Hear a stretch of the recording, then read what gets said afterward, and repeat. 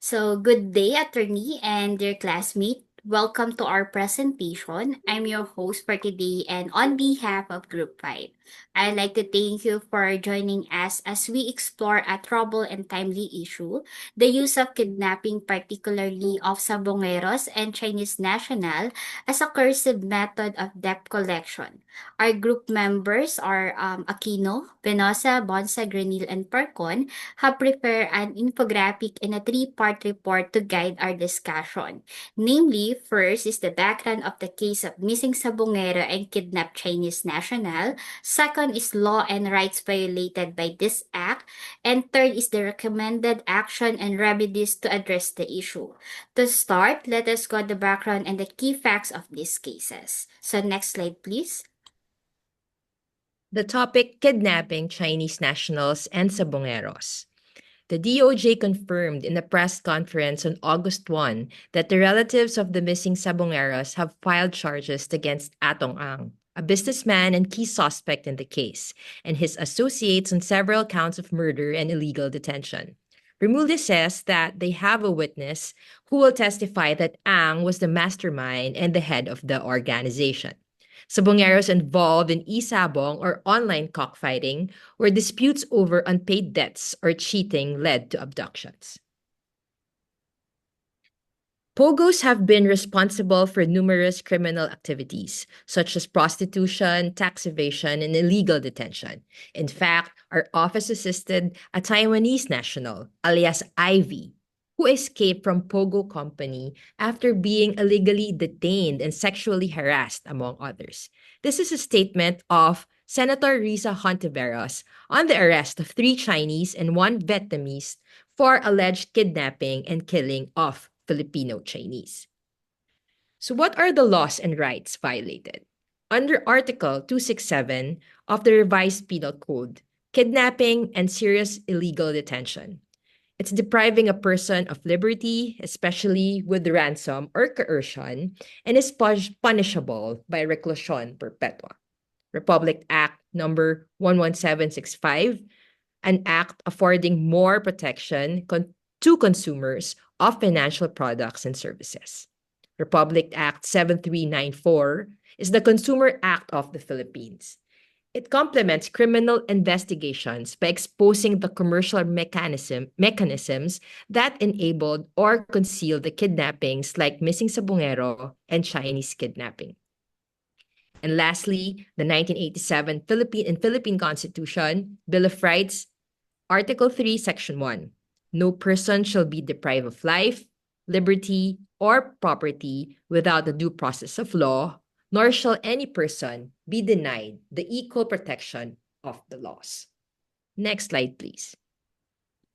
To begin, Article 267 of the Revised Penal Code covers kidnapping and serious illegal detention.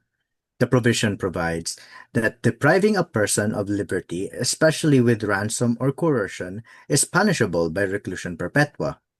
In this case, the abduction of the Sabongeros and Chinese nationals are often linked to online gambling, debt collection, and coercive schemes. This constitutes a grave deprivation of liberty.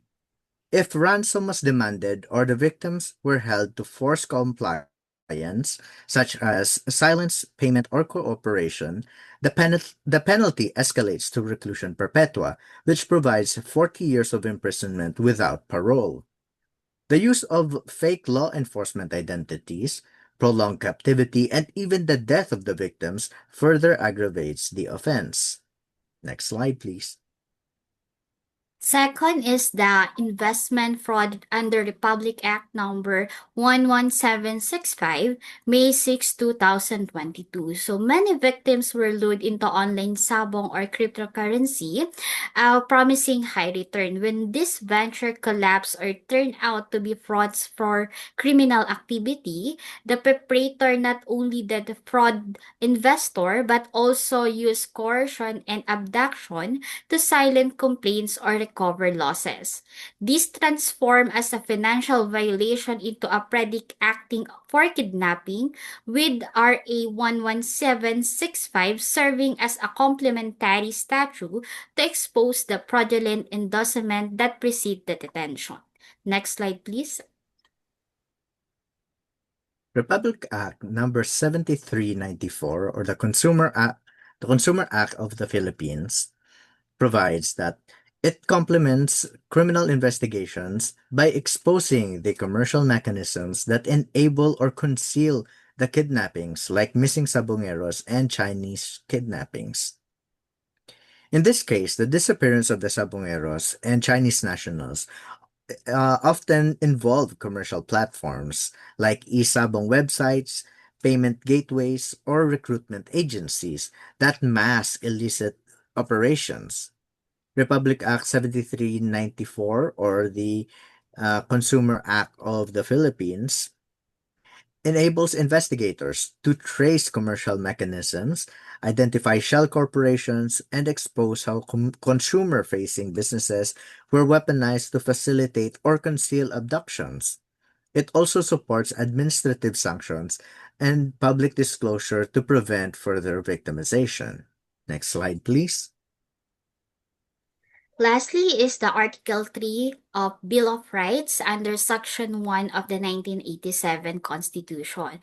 So kidnapping violates the constitutional rights to liberty when victims are targeted based on nationality, Chinese national in gambling related or social vulnerability, sabongeros lured by economic desperation.